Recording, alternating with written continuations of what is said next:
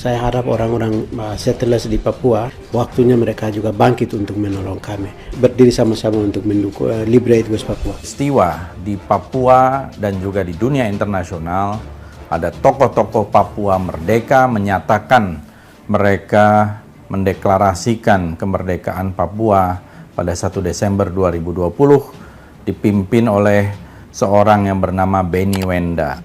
Kalau saya tidak pernah melihat Indonesia akan melindungi bangsa Papua, sebab setiap pemimpin dibunuh, apalagi saya tidak akan, sebab saya belajar politik Indonesia itu sendiri, bagaimana pemerintah Indonesia melakukan ketidakadilan terhadap bangsa Papua, sehingga tidak boleh terjadi lagi generasi yang berikut, sehingga saya punya misi harus liberate bangsa Papua dari kolonial Indonesia.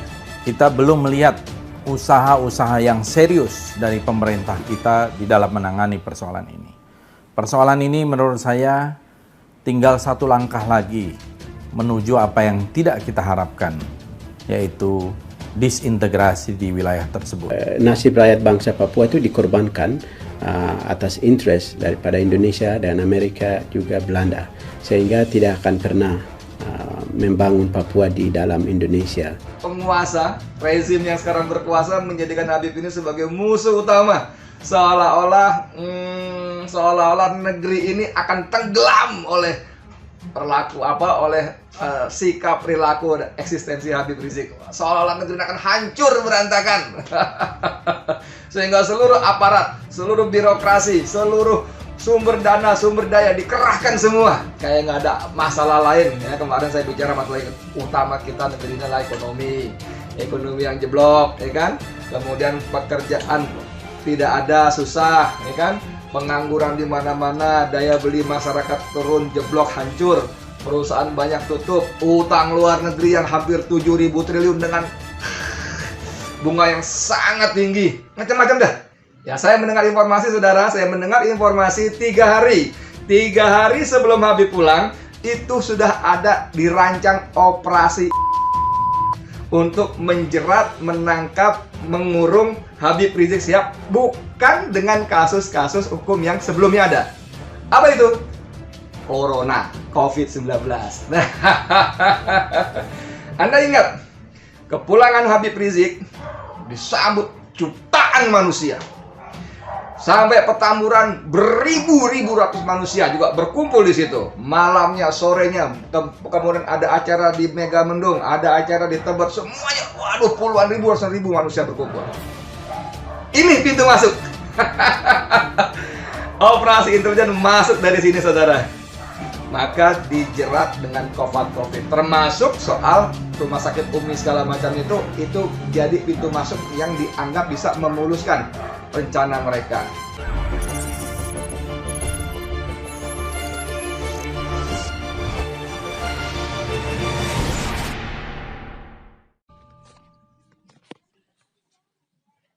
Yang deklarasi Papua yang diurus Petamburan. Gerakan Persatuan Kemerdekaan Papua Barat atau ULMWP menyatakan kemerdekaan Papua dari Indonesia Selasa 1 Desember 2020. Tokoh kemerdekaan Papua Benny Wenda diangkat menjadi presiden sementara. Benny Wenda dalam siarannya mengatakan, "Ini adalah hari yang sangat penting bagi rakyat saya. Kami sekarang memulihkan kedaulatan kami dan pemerintahan sementara kami di Papua Barat. Kami tidak mematuhi aturan dan hukum Indonesia yang dilakukan kepada kami." Dalam deklarasi kemerdekaan tersebut, wilayah yang didiami oleh lebih dari 250 suku tersebut mengibarkan bendera bintang gejora sebagai simbol kemerdekaan. Tidak hanya itu, masyarakat Papua seperti yang terjadi di Surabaya kemarin juga melakukan aksi turun ke jalan menuntut Papua merdeka. Namun yang justru diuber-uber terus adalah wilayah Petamburan, markas FPI kediaman Habib Rizik Syihab. Padahal, Habib Rizik dan FPI tidak mendeklarasikan atau membelot dari NKRI. Yang deklarasi Papua yang diurus Petamburan, ujar netizen X-Shop di Twitter. OPM itu sudah berganti organisasi Pertamburan Merdeka. Begitulah sindir akun Nacan @Haruna. Kemudian tagar, Jokowi turun trending di Twitter, gegara Papua ingin merdeka. Jagat Twitter sedang heboh dengan tweet para warganet yang mencatut nama Presiden Republik Indonesia Joko Widodo dalam tagar Jokowi turun pada Kamis 3 Desember 2020. Tagar Jokowi turun ini dibagikan pada warganet dengan komentar pro dan kontra. Selain banyak yang warganet yang nyeleneh dengan mengunggah video maupun foto saat Presiden Jokowi sedang menuruni anak tangga sebuah pesawat ataupun juga helikopter. Apakah tagar Jokowi turun merupakan sinyal kekecewaan masyarakat atas pemerintahan Presiden Jokowi selama ini? Apalagi setelah beberapa saat masyarakat disajikan dengan beragam polemik. Dan berikut ini adalah beberapa komentar para warganet yang mencuitkan tagar Jokowi turun. Raja Purwa yang menuliskan, kalau nggak pengen disuspend ya jangan kenceng-kenceng nge-tweetnya, slow aja. Hashtag Jokowi turun, setuju nggak Bre? Ada pula yang menghubungkan tagar ini dengan kabar insiden di Papua mengenai deklarasi kemerdekaan Papua. Loh, katanya menang telak di Papua, tapi kok Papua malah ingin merdeka dari Indonesia? Jangan-jangan. Sudahlah. Hashtag Jokowi turun, hashtag Jokowi turun. Begitulah tulis @Tasya Syarifah 19 dengan mengunggah tangkapan layar sebuah portal berita online yang mengabarkan kemerdekaan dari Papua dan juga mengabarkan kemenangan Jokowi di Papua saat pemilu presiden lalu.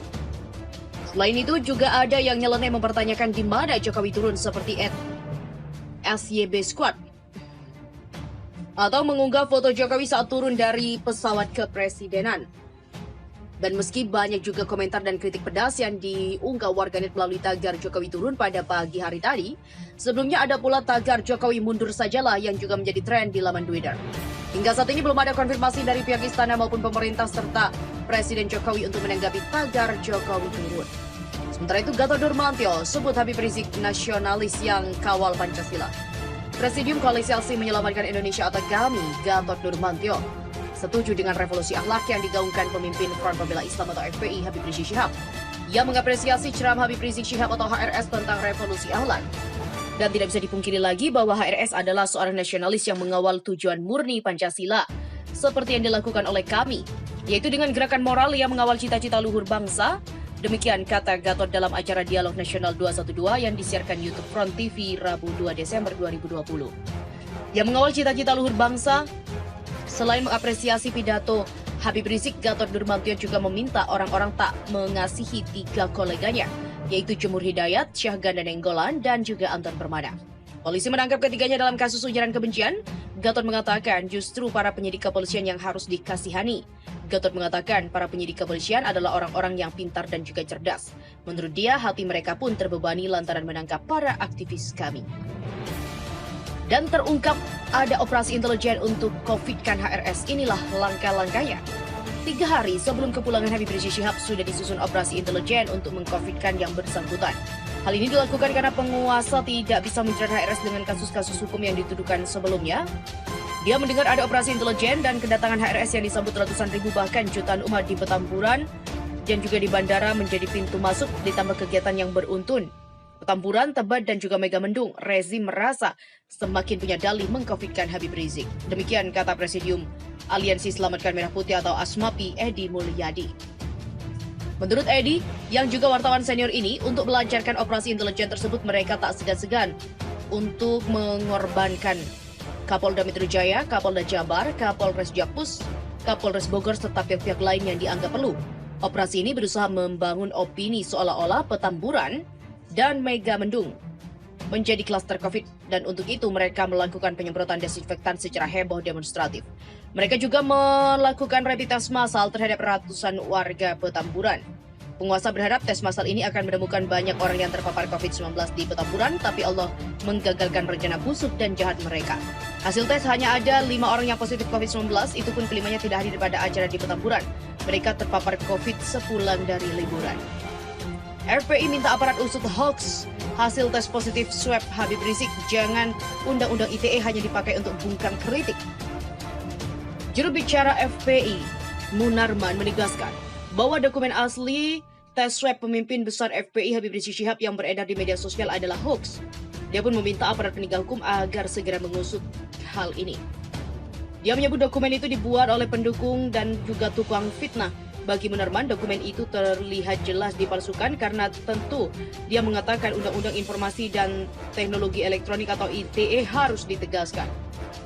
Dia pun menegaskan dalam hal ini, Habib Rizik adalah korban pemalsuan data. Dengan dokumen hoax itu artinya HRS sebagai korban, maka harusnya pelaku pemalsuan dokumen itu yang segera ditangkap. Dalam dokumen hasil tes swab yang beredar, Habib Rizik dinyatakan positif terpapar COVID-19 atau virus corona dalam surat hasil tes COVID-19 dengan nomor registrasi lab 801127175 yang beredar. Rizik menjalani tes SARS-CoV-2 Nucleic Acid Test atau RT-PCR pada Jumat 27 November 2020 dan hasil tes kemudian keluar pada Sabtu 28 November.